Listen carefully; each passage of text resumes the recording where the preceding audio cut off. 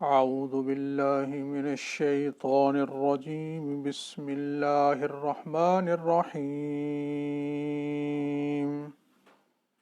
وأيوب إذ نادى ربه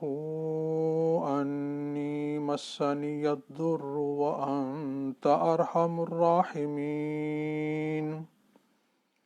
فاستجبنا له فكشفنا ما به من ضر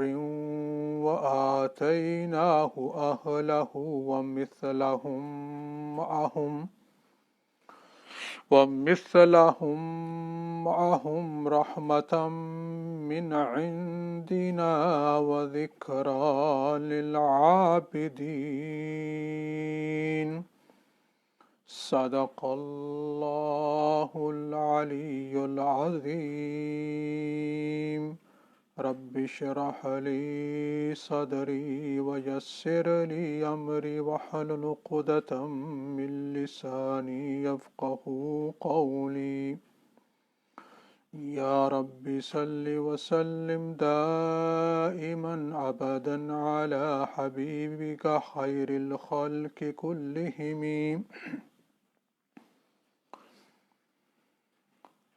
محترم سامعین کرام، اس وقت آپ کے سامنے میں نے سورۃ الانبیاء کی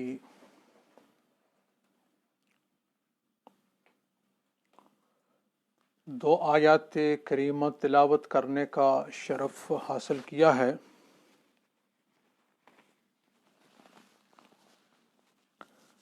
جن کے اندر اللہ تبارک و تعالی نے اپنے پیغمبر حضرت ایوب علی نبینا وعلیہ الصلاۃ والسلام کا تذکرہ فرمایا ہے۔ حضرت ایوب علیہ الصلاۃ والسلام کو اللہ تبارک و تعالی نے ایک امتیازی وصف اور ایک امتیازی صفت سے گروہ انبیاء اور زمرہ انبیاء میں نوازا تھا۔ حضرت ایوب علیہ السلام کو جس طرح اللہ نے صبر کی صفت سے نوازا تھا، انہی کی طرح حضرت داؤد علیہ السلام کو اللہ تبارک و تعالی نے شکر کا ایک امتیازی وصف عطا فرمایا تھا۔ حضرت ایوب علیہ السلام کو اللہ تبارک و تعالی نے شروع میں بہت کچھ مال و متاع عطا فرما رکھا تھا۔ حضرت ایوب علیہ السلام کو بکثرت اللہ تبارک و تعالی نے دولت عطا فرما رکھی تھی۔ ان کے پاس بکثرت اونٹ، بیل، گائے، بھیڑ بکریاں، گھوڑے، نوکر چاکر، شاندار محلات، مکانات اللہ تبارک و تعالی نے ان کو عطا فرما رکھے تھے۔ وہ بہت ہی زیادہ اللہ کا شکر ادا کیا کرتے تھے، اللہ کا حق ادا کیا کرتے تھے۔ آپ مسکینوں کو کھلانے والے تھے، غریبوں پر ترس کھانے والے، رحم کھانے والے تھے، بیواؤں کی خبرگیری کرنے والے تھے، یتیموں کی سرپرستی کرنے والے تھے، مہمانوں کو کھلانے والے تھے، مہمانوں کا خیال رکھنے والے تھے، مسافرین کو خرچہ دے کر ان کو اپنے اپنے وطنوں میں پہنچایا کرتے تھے۔ قرآن پاک سے اتنا ہمیں یہ معلوم ہوتا ہے کہ حضرت ایوب علیہ السلام کو اللہ تبارک و تعالی نے کسی بہت ہی بڑی آزمائش اور کسی بہت بڑی مصیبت کے اندر اللہ نے ان کو مبتلا کیا تھا، اور جتنی مدت وہ اس مصیبت اور اس آزمائش کے اندر رہے ہیں تو آپ صبر و استقلال کے پہاڑ بن کر رہے، اور آپ نے ہمت و حوصلے سے کام لیا، اور اس مدت کے دوران آپ اللہ تبارک و تعالی کی ذات سے بالکل غافل نہ ہوئے، بلکہ اللہ تبارک و تعالی کی یاد میں اور اس کے ذکر میں اور زیادہ مشغول ہو گئے۔ جو بیماری آپ کو لگی تھی اس کا عالم یہ تھا کہ اس بیماری نے آپ کے جسم کے حصے میں سے سوائے زبان و قلب، زبان و دل کے کسی حصے کو نہیں چھوڑا تھا۔ ان کا پورا جسم چور ہو چکا تھا، جسم سے گوشت گر گیا تھا، سوائے ہڈیوں کے اور کچھ باقی نہ تھا۔ حضرت ایوب علیہ السلام کی اولاد بھی فوت ہو گئی، اور اس بیماری کے دوران سب نے آپ کا ساتھ چھوڑ دیا۔ آپ کے عزیزوں نے، آپ کے دوستوں نے، آپ کے پڑوسیوں نے آپ کا ساتھ چھوڑ دیا، اور آپ کو اٹھا کر جہاں کوڑا کرکٹ پھینکا جاتا ہے وہاں لا کر ان کو رکھ دیا۔ اگر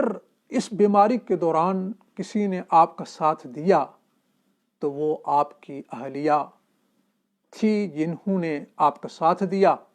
اب چونکہ دولت بھی ختم ہو چکی تھی اور پاس کچھ نہ رہا، تو آپ کی اہلیہ جن کا نام لیہ بنت میشا ابن یوسف علیہ السلام تھی، یعنی حضرت یوسف علیہ السلام کی بیٹی تھی، ان کی پوتی تھی جن کا نام لیہ تھا۔ حضرت ایوب کی اہلیہ حضرت لیہ نے آپ کا اس بیماری کے دوران ساتھ دیا۔ وہ آ کر آپ کی خبر گیری کیا کرتی تھی، اور چونکہ مال و متاع بھی سب کچھ ختم ہو چکا تھا تو آپ کی بیوی مزدوری محنت کر کے اپنی ضروریات اور اپنے شوہر حضرت ایوب علیہ السلام کی ضروریات فراہم کیا کرتی تھی۔ حضرت ایوب علیہ السلام کا یہاں جو اللہ تبارک و تعالی نے جن الفاظ کے ساتھ تذکرہ کیا ہے وہ یوں ہے۔ اللہ فرماتے ہیں کہ وَأَيُّوبَ إِذْ نَادَى رَبَّهُ، تذکرہ کیجئے حضرت ایوب علیہ السلام کے قصے کا جس وقت انہوں نے اپنے رب کو پکارا، یعنی ایک شدید آزمائش میں جب مبتلا ہوئے تو اللہ تبارک و تعالی کو پکارا، انی مسنی الضر، کہ مجھے تکلیف پہنچ رہی ہے اور آپ مہربانوں میں سب سے زیادہ بڑے مہربان ہیں، آپ اپنی مہربانی فرما کر میری اس تکلیف کو دور فرما دیں۔ فاستجبنا لہ، ہم نے ان کی دعا کو قبول کیا، جو تکلیف ان کو تھی اس کو ہم نے دور کر دیا، اور ہم نے ان کا کنبہ بھی ان کو عطا فرما دیا، اور ان کے ساتھ گنتی میں مزید اور اتنے ہی عطا فرما دیے، بسبب ہماری رحمت کے اور عبادت کرنے والوں کے لیے، بسبب یادگیری کے لیے۔ تو یہاں حضرت ایوب علیہ السلام کا جو تذکرہ ہوا ہے کہ حضرت ایوب علیہ السلام نے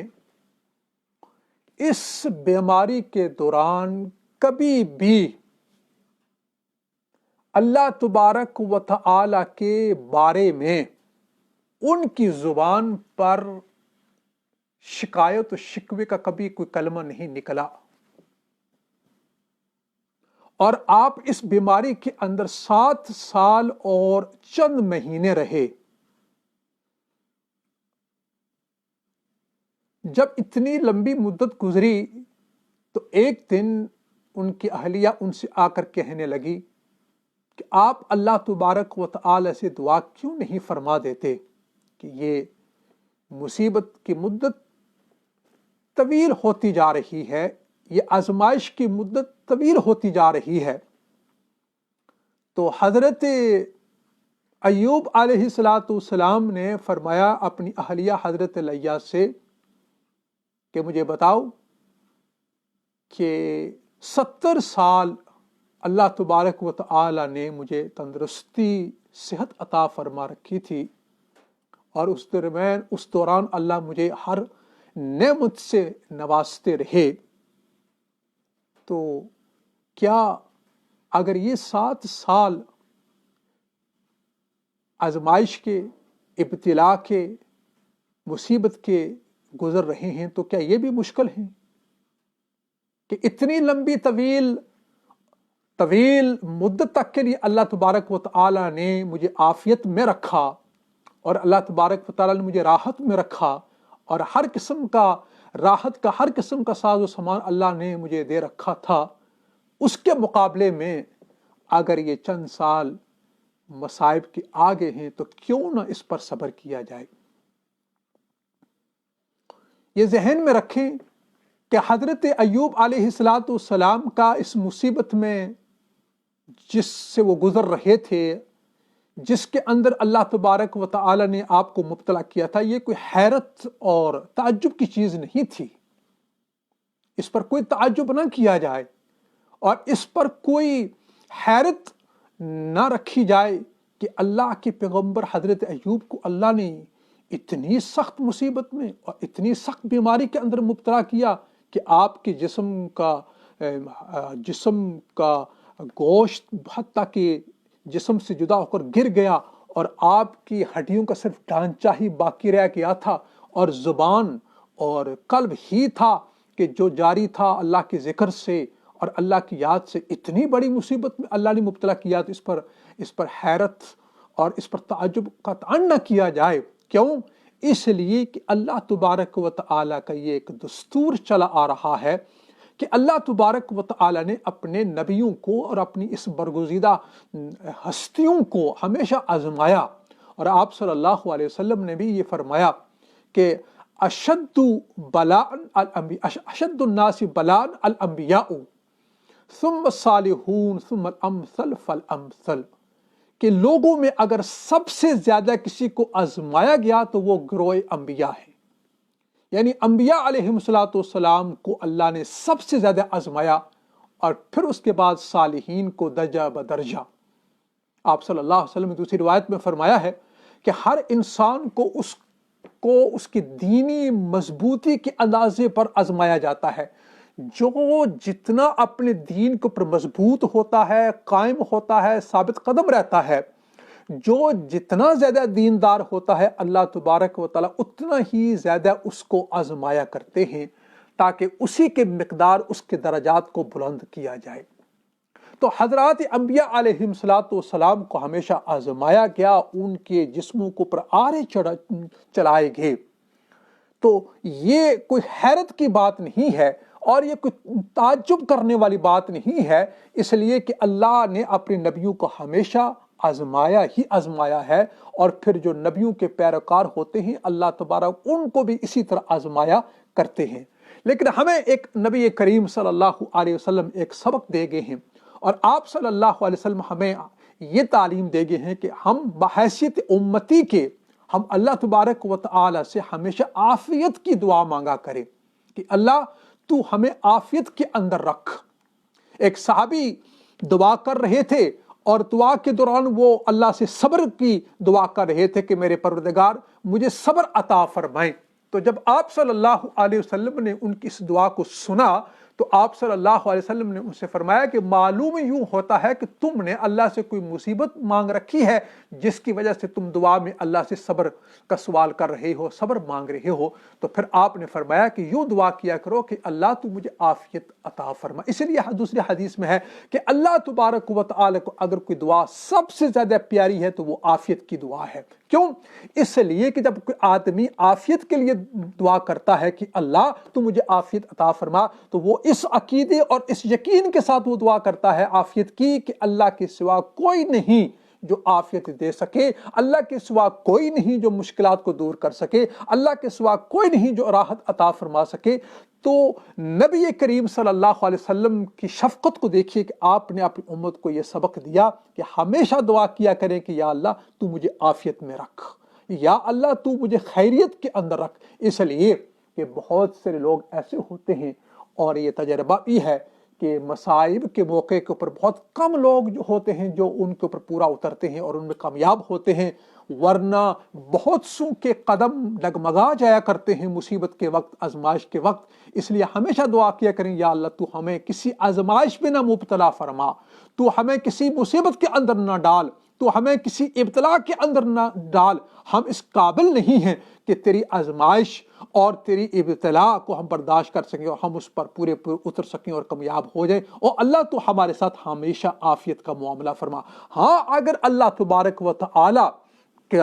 کا حکم نافذ ہو جائے اور اللہ کسی کے اوپر کوئی مصیبت لے آئیں تو پھر حکم یہ ہے کہ ہم اس کے اوپر صبر کریں اور اللہ تبارک و تعالی سے دعا کریں۔ مصیبت کو اگر دور کرنا ہے تو اس کا حل اسی میں ہے کہ اللہ تبارک و تعالیٰ کی طرف رجوع کیا جائے، اللہ تبارک و تعالیٰ کو راضی کیا جائے، اور اس مصیبت کے موقع پر صبر سے کام لیا جائے، ہمت و حوصلے کے ساتھ کام لیا جائے۔ جب ان دو چیزوں کو اپنایا جائے گا، دعا کا اہتمام کیا جائے، جس طرح کہ ابھی اس موقع کے اوپر ہم بھی ایک آزمائش کے اندر مبتلا ہیں، اور وہ آزمائش کی صورت میں ہے کہ ایک وبائی مرض جو پھیل چکا ہے اور جس کا ہر ایک کو یہ خطرہ لگا ہوا ہے کہ کہیں میں اس کا شکار نہ ہو جاؤں۔ اب ہمیں بھی یہ حکم ہے اس موقع پر کہ ہم اللہ تبارک و تعالی کی طرف رجوع کریں، اور یوں سمجھیں، ہر فرد یہ سمجھے کہ یہ جو مصیبت آ پڑی ہے یہ میرے ہی گناہوں کا نتیجہ ہے، یہ میرے گناہوں کی وجہ سے، میرے برے کرتوتوں کی وجہ سے، میری بدعملیوں کی وجہ سے یہ آئی ہے۔ تو ہر انسان اگر یہ سوچ کر کہ یہ میری وجہ سے آئی ہے تو یقیناً پھر ہر شخص اس سوچ کے بعد وہ ضرور بے ضرور اللہ کی طرف رجوع کرے گا، ضرور بے ضرور اپنے ہاتھ اللہ کے سامنے کھڑا کرے گا، ضرور بے ضرور اپنے ہاتھوں کو اٹھائے گا دعا کے لیے، اللہ سے معافی مانگے گا، اور اس مصیبت کے اور اس مرض کے خاتمے کے لیے اللہ تبارک و تعالی سے دعا کرے گا۔ اور اس مدت کے دوران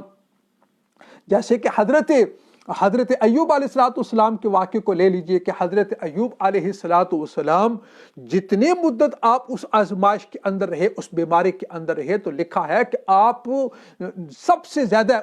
آپ ذکر کے اندر، اللہ کی یاد کے اندر آپ لگے۔ ہمیں بھی اس سے یہ سبق لینا چاہیے کہ جس وقت اب ہم لاک ڈاؤن کے اندر ہیں، اپنے گھروں کے اندر مقید ہو چکے ہیں، ہمیں اس سے فائدہ اٹھانا چاہیے، اور اللہ تبارک و تعالی کا پہلے سے زیادہ اللہ کے ذکر میں اور اس کی یاد میں ہم اپنے آپ کو مشغول رکھنا شروع کر دیں، تاکہ اللہ تبارک و تعالی کی رحمت جب کسی کی طرف متوجہ ہوتی ہے تو وہ توبہ اور استغفار کے بعد متوجہ ہوتی ہے، اللہ کی طرف رجوع کرنے کے بعد متوجہ ہوتی ہے، اللہ کی یاد میں لگنے کے بعد اللہ کی رحمت متوجہ ہوتی ہے۔ اگر ہم بھی چاہیں کہ اللہ کی رحمت ہماری طرف متوجہ ہو جائے تو اس کا حل یہ ہے کہ ہم دعاؤں کا اہتمام کریں، دعاؤں میں اللہ سے معافی مانگیں، دعاؤں میں استغفار کریں، اللہ سے گناہوں کی بخشش چاہیں، اور صبر کے ساتھ کام لیتے رہیں۔ جب یہ دو صفات ہم اپنائیں گے، دو چیزیں اپنائیں گے، دعاؤں کا اہتمام، صبر کے ساتھ، جب بھی کوئی مصیبت آ جائے، صرف یہ مصیبت نہیں، کوئی بھی جب مصیبت آ جائے تو اس وقت ہمیں دو کاموں کا اہتمام کرنا چاہیے، دعا کا اہتمام کیا جائے اور صبر کے ساتھ کام لیا جائے۔ اور یہ دعا میں ہمیشہ یہ کہا کرتا ہوں کہ اگر ہم دعاؤں کا اہتمام کر لیں، اس لیے نبی کریم صلی اللہ علیہ وسلم نے حدیث میں فرمایا کہ جب تم میں سے کسی کو دعا کرنے کا چسکا پڑ جائے، جب تم میں سے کسی کو دعا کرنے کی عادت پڑ جائے، تو اللہ تبارک و تعالی اس کے لیے اپنی رحمت کے دروازے کھول دیتے ہیں، اللہ کی رحمتوں کے دروازے اس کے لیے کھل جاتے ہیں۔ اب جب دعا انسان کرتا ہے تو وہ اس بات کی دلیل ہوتی ہے کہ اس شخص کو سوائے اللہ کے اور کسی کو پر یقین نہیں ہے، سوائے اللہ کی ذات کے اب اس کا یقین اور کسی کے اوپر نہیں ہے، دنیا کے کسی سہارے پر نہیں ہے۔ اگر اس کا یقین ہے تو صرف اللہ کی رحمت کے سہارے پر ہے کہ اللہ کی ذات ہی میری مصیبت کو دور کر سکتی ہے، اللہ ہی میری مشکلات کو حل کر سکتا ہے، اللہ ہی میری امیدوں کو پورا کر سکتا ہے، اللہ ہی میری آرزوؤں اور تمناؤں کو پورا کر سکتا ہے۔ تو اللہ تبارک و تعالیٰ پھر اس کے لیے، اس بندے کے لیے اپنی رحمت کے دروازے کھول دیتے ہیں کہ یہ بندہ سب کچھ چھوڑ چھاڑ کر، ہر طرف سے کٹ کر میری طرف متوجہ ہوا ہے، اس کو میری ذات کے اوپر امید ہے، اس کو میری رحمت کے اوپر امید ہے، تو پھر اللہ تبارک و تعالیٰ کی رحمت جوش میں آتی ہے، اللہ کی رحمت کے دروازے کھل جاتے ہیں اس بندے کے لیے، پھر وہ بندہ جو مانگتا ہے اللہ تبارک و تعالیٰ اس کو عطا فرماتے ہیں۔ تو حضرت ایوب علیہ السلام کی اس دعا کو یہ بھی ذہن میں رکھیں، حضرت ایوب علیہ السلام نے اس مدت کے دوران کبھی بھی دعا کرنے کا اللہ سے سوچا بھی نہیں، بلکہ حضرت ایوب نے سوچا کہ اگر میں اللہ سے دعا کروں گا کہ اللہ تو میری اس آفت کو دور کر دے، میری اس بیماری کو دور کر دے، کہیں یہ صبر کے خلاف نہ ہو جائے۔ پھر آخر کے اندر کوئی ایسا سبب بنا کہ جس کی وجہ سے حضرت ایوب علیہ السلام دعا کرنے کے اوپر مجبور ہو گئے اور انہوں نے دعا کی، اللہ نے وہ مصیبت بھی دور کر دی، وہ بیماری بھی دور کر دی۔ لیکن یہاں میں ایک عرض کرتے چلوں، یہ بالکل صبر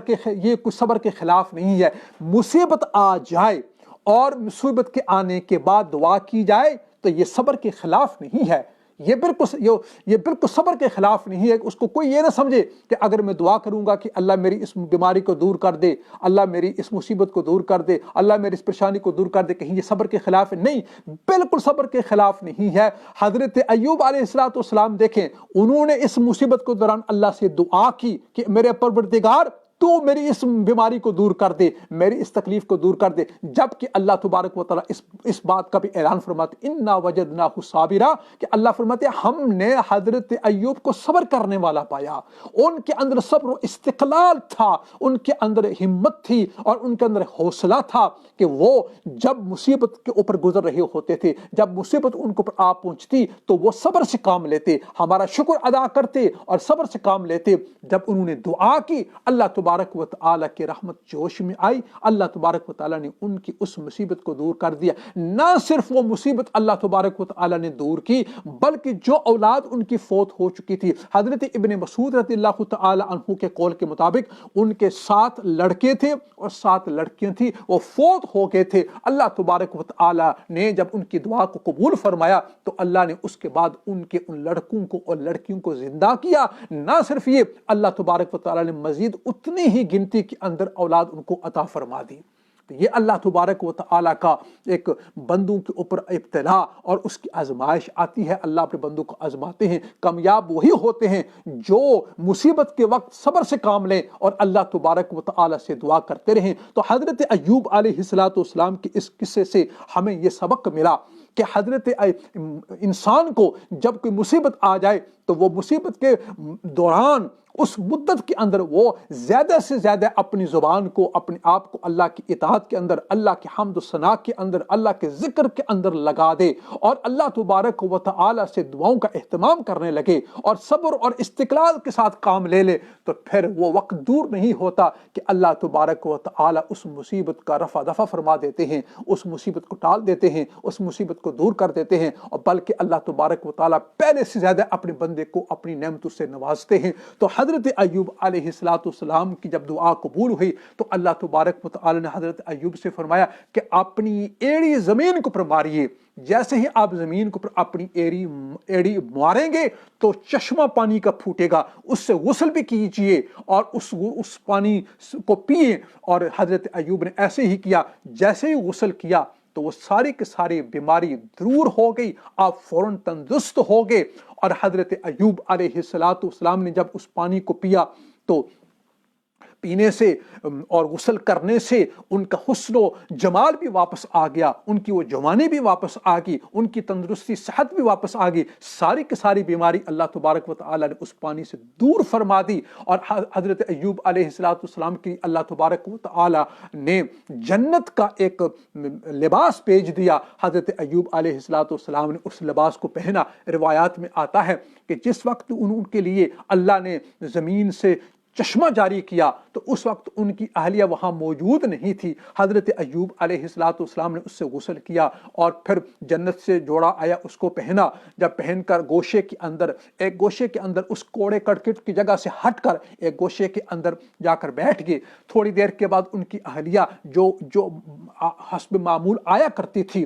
حضرت ایوب کی خبرگیری کے لیے اور ان کو خوراک اور کھانا دینے کے لیے، جب آیا تو دیکھا کہ حضرت ایوب تو وہاں نہیں ہے. اس نے ادھر ادھر دیکھا تو اس کی نظر ایک خوبصورت حسین انسان کے اوپر پڑی جو کونے کے اندر بیٹھا ہے. تو حضرت ایوب یہ سے پوچھتی ہے کہ اللہ کے بندے تو مجھے بتا، یہاں ایک بیمار پڑا رہتا تھا، تو نے کہیں اس کو دیکھا ہے کیا؟ کہیں ایسا تو نہیں ہوا کہ کوئی بھیڑیا آیا ہو، کوئی جنگلی جانور آیا ہو اور اس کو کھا گیا ہو؟ حضرت ایوب علیہ السلام سے وہ یہ گفتگو کرتی رہی کہ یہاں میرا ایک شوہر تھا، بیمار پڑا تھا، میں اس کی خبرگیری کے لیے یہاں آئی ہوں، یہاں نہیں ہے، تم نے کہیں اس کو دیکھا ہو؟ تو حضرت ایوب علیہ السلام یہ سب سن رہے ہیں. سننے کے بعد فرمایا کہ اللہ کے بندی میں ہی تو ایوب ہوں. وہ ماننے کے لیے تیار نہ ہوئی. تو حضرت ایوب علیہ السلام فرمایا کہ اللہ کی بندی میں نے اپنے رب سے دعا کی، میرے رب نے میری دعا کو قبول فرمایا، اور قبول کرنے کے بعد اللہ نے فرمایا کہ تو یہ کر کہ تو زمین کے اوپر ایڑی کو مار، پانی پھوٹے گا، چشمہ نکلے گا، اس سے غسل بھی کر، پانی بھی پی، اللہ تیری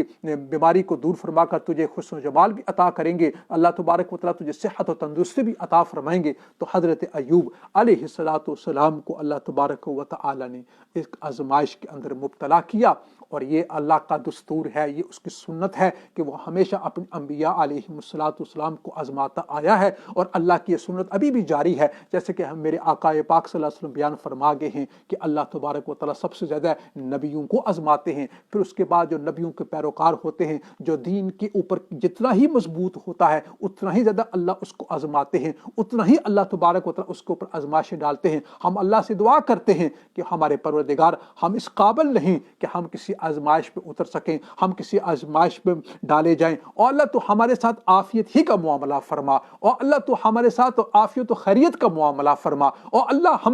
ہم تجھ سے دعا کرتے ہیں کہ یا اللہ آزمائشوں کو تو ہم سے دور رکھ، آفات کو جو آنے والی ہیں ان سے بھی ہم پناہ مانگتے ہیں، اور اللہ ان سے ہماری حفاظت فرما، جو آ چکی ہیں اور اللہ ہم تجھ سے دعا کرتے ہیں تو ان کو رفع دفع فرما. اس لیے نبی کریم صلی اللہ علیہ وسلم فرمایا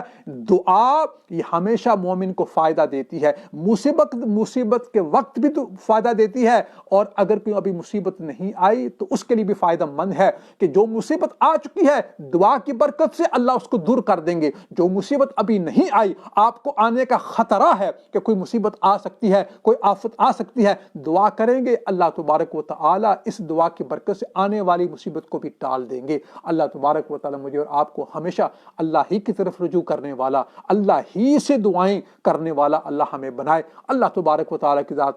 ذات عالی سے دعا کرتے ہیں کہ اللہ ہم ابھی اس ایک آزمائش میں مبتلا ہو چکے ہیں کہ کرونا وائرس پھیل چکا ہے، یہ ایک وبا پھیل چکی ہے، ہمارے ہی گناہوں کے نتائج ہیں، ہمارے ہی گناہوں کی یہ ہماری بدعملیوں کا یہ نتیجہ ہے کہ اللہ ہم اس آزمائش میں اتر چکے ہیں، اور اللہ ہم تو سے دعا کرتے ہیں تو اس کا خاتمہ فرما. یا اللہ تیرے سوا تیرے حکم کے بغیر ایک پتا بھی اپنے زمین سے جگہ سے ہل نہیں سکتا، اور اللہ ہم تو سے دعا کرتے ہیں تو اس وبائی مرض کو تو ختم فرما، جڑ سے اس کا خاتمہ فرما. اور اللہ ہم تو سے دعا کرتے ہیں کہ جو اس مرض کا شکار ہو کر بیمار ہو گئے ہیں، اس کی زد میں آ کر بیمار پڑے ہیں، گھروں میں ہیں یا اسپتالوں میں ہیں، یا اللہ تو ان کو جلد صحت عطا فرما، صحت کاملہ عاجلہ مستمرہ دائمہ عطا فرما. او اللہ جو مسلمان اس کی زد میں آ کر تجھے پیارے ہو چکے ہیں، تیری رحمت میں جا چکے ہیں، او اللہ تو ان کے آخرت کے درجات کو بلند فرما، تو ان کو شہادت کی موت نصیب فرما، تو ان کی قبروں کو جنت کے باغات بنا. اور اللہ ہم ان کے اہل خانہ کے لیے، ان کے پسماندگان کے لیے، ان کے لواحقین کے لیے صبر کی دعا کرتے ہیں، اللہ تو ان کو صبر عطا فرما. اور اللہ ابھی حالات تو ایسے ہو چکے ہیں کہ کئیوں کو تو اپنے مرنے والوں کا منہ دیکھنا بھی نصیب نہیں ہو رہا. او اللہ ہم یا اللہ ہم کمزور ہیں، اور اللہ ہم اس کے متحمل نہیں کہ یا اللہ کہ ایسا ہو جائے. او اللہ ہم پناہ مانگتے ہیں اس سے کہ او اللہ تو سب کی حفاظت فرما، یا اللہ سب کو اپنے امن و امان کے اندر رکھ، یا اللہ ہم سب کو اپنے پناہ کے اندر رکھ۔ او اللہ جو تیری پناہ میں آ گیا، جو تیرے امن و امان میں آ گیا، وہ کبھی نقصان نہیں اٹھا سکتا۔ او اللہ تو ہمیں اپنی طرف رجوع کرنے والا بنا، یا اللہ جتنے بھی کسی مشکل کے اندر پھنسے ہوئے ان کی مشکلات کو دور فرما، یا اللہ جو کسی مصیبت پہ ان کی مصیبتوں کو دور فرما، یا اللہ جو بے روزگار ان کو حلال روزگار نصیب فرما، یا اللہ جو اپنی اولاد کے سلسلے میں پریشان ہے، یا اللہ تو ان کی اس پریشانی کو دور فرما کر ان کی اولادوں کو ان کی آنکھوں کی ٹھنڈک بنا، یا اللہ جن کی اولاد راہ حق چھوڑ کر غلط راہوں پر چل پڑی ہے، او اللہ تو ان کی پیشانیوں کو پکڑ کر راہ حق کے اوپر لے آ۔ او اللہ ہم تو سے دعا کرتے ہیں کہ او اللہ یہ پرفتن دور ہے، یہ فتنوں والا دور ہے، او اللہ اس فتنے کے دور کے اندر ہمارے ایمان کی حفاظت فرما۔ او اللہ ہمیں خطرہ ہے کہ ہمارا ایمان ڈگمگائے نہ جائے، ہمارے قدم کہیں پھسل نہ جائے۔ او اللہ تو ہمیں اپنے دین کے اوپر قائم دائم رکھ، او اللہ تو ہمیں اپنے ایمان کو پر قائم دائم رکھ، اور اللہ ہماری آنے والی نسلوں کو ایمان کو پر قائم دائم رکھنا، یا اللہ تو ان کے ایمان کی حفاظت فرمانا، یا اللہ تا قیامت جو ہماری نسلیں آنے والی ہیں، یا اللہ ہم تو سے دعا کرتے ہیں کہ یا اللہ کہیں ایسا نہ ہو کہ وہ دین سے کہیں پھر نہ جائیں، اور اللہ تو ان کے ایمان کی حفاظت کرنا، اور اللہ تو ان کے دین کی حفاظت کرنا، اور اللہ تو آنے والی نسلوں کو قیامت تک آنے والی نسلوں کو یا اللہ تو ہمارے آنے والی نسلوں کو یا اللہ ایمان کو پر، دین کو پر، عمل صالح کو پر یا اللہ قائم دائم رکھنا، اس لیے کہ یا اللہ ایمان سے بڑھ کر کوئی دولت نہیں ہے، جس کو یہ دولت مل گئی وہ اللہ وہ خوش نصیب ہے، جو اس سے محروم ہے وہ بدبخت ہے۔ او اللہ یہ دولت جو تو نے ہمیں عطا فرمائی ہے یا اللہ بعد اس کی کہ تو نے ہمیں ہدایت دی، ہمیں ایمان نصیب فرمایا، یا اللہ اس کو ہم سے سلب نہ کرنا، یا اللہ جس وقت ہمارے جانے کا وقت آئے تو ہمیں ایمان کے ساتھ اس دنیا سے لے جانا، یا اللہ شیاطینی حملوں سے جو سب سے بڑا شیطان کا حملہ موت کے وقت ہوتا ہے، یا اللہ ہم دعا کرتے ہیں یا اللہ مجھے ہر ایک کو یا ہر امت مسلمہ کے ہر فرد کو یا اللہ موت کے وقت شیطان کے اس بڑے حملے سے یا اللہ محفوظ فرمانا، اور یا اللہ خیر و عافیت کے ساتھ ایمان کی سلامتی کے ساتھ ہمیں اس دنیا سے لے جانا۔ یا اللہ مسلمان دنیا کے جس کونے کے اندر ہیں، جہاں کہیں بھی ہیں، یا رب العالمین ان کے ایمان کی، دین کی، عزت آبرو کی تو حفاظت فرما یا رب العالمین، یا ارحم الراحمین، پریشان حال لوگوں کی پریشانیوں کو تو دور فرما۔ یا اللہ اس ملک کے اندر یا رب العالمین یہاں کی مساجد کی، مراکز کی، یا اللہ دینی مراکز کی، دارالعلوم کی، مکاتب کی، مساجد کی یا اللہ حفاظت فرما، جو ان کو چلا رہے ہیں تو ان کی حفاظت فرما یا رب العالمین یا ارحم الراحمین۔ ہمارے پیارے آقا سرکار دو عالم صلی اللہ علیہ وسلم کے صدقے یا اللہ ہم تو سے دعا کرتے ہیں کہ جو کچھ مانگتے ہیں یا اللہ تو قبول فرما۔ یا اللہ ہمیں خطرہ اس بات کا لگا رہتا ہے کہ کہیں ہمارے گناہ یا اللہ ہماری دعاؤں اور تیری رحمت کے درمیان کہیں حائل نہ ہو جائیں۔ او اللہ ہمیں جب یہ سوچتے ہیں تو یا رب العالمین ہمیں ڈر لگتا ہے کہ کہیں ہماری دعائیں رد نہ ہو جائیں، لیکن یا اللہ دوسری طرف جب ہماری نگاہ تیرے کلام پاک پر جاتی ہے تو ہی تو کہتا ہے کہ وقال ربکم ادعونی استجب لکم، تو ہی تو کہتا ہے کہ وَإِذَا سَأَلَكَ عِبَادِي عَنِّي فَإِنِّي قَرِيبٌ، کہ آپ کے رب نے کہہ دیا کہ تم مجھ سے پکارو میں تمہارے پکار کو قبول کروں گا۔ آپ فرماتے ہیں وَإِذَا سَأَلَكَ عِبَادِي عَنِّي، اے میرے حبیب جب آپ سے میرے بندے پوچھیں کہ میں کہاں ہوں تو ان کو بتا دے کہ میں قریب ہوں، تو میں دعاؤں کو قبول کرنے والا ہوں۔ یا اللہ جب آپ کی کلام پاک پر نظر جاتی ہے تو امید کی کرن یا اللہ پھوٹتی ہے کہ نہیں اللہ ہماری دعاؤں کو قبول کرے گا۔ او اللہ تو ہم گنہگاروں کے دعاؤں کو رد نہ فرمانا، یا اللہ تو ہی تو دعاؤں کو قبول کرنے والا ہے، تو سچا ہے، تیرا کلام سچا ہے، تو ہی تو وعدہ فرماتا ہے کہ تم دعا کرو میں تمہاری دعاؤں کو قبول کروں گا۔ اور اللہ ہم یہ دعا کرتے ہیں کہ جو کچھ ہم نے تجھ سے مانگا ہے وہ ہمیں عطا فرما، جو مانگنا چاہیے تھا وہ نہیں مانگ سکی یا اللہ تو وہ بھی ہمیں عطا فرما۔ وآخر دعوانا ان الحمدللہ رب العالمین۔